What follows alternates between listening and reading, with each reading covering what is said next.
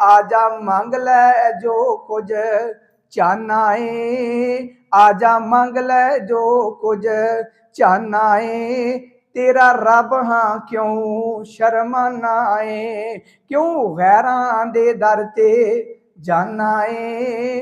पढ़ो ला इलाहा इल्लल्लाह। ते अल्लाह दा दर कैसा वे, अल्लाह नूं छड्ड के, जिंदा नूं छड्ड के मुर्दा कोल जाना वे। जिन्हों नींद आ जावे ओदे कोलों मंगना वे, जिहड़ा हमेशा जिंदा रहन वाला है ओनू छड्ड के ते जिन्हों मौत आ गई ओदे कोलों मंगना ना, ते जिहड़ा दूर है ओदे कोल जाना, ते जिहड़ा तेरे बिल्कुल करीब है ओनू छड्ड देना।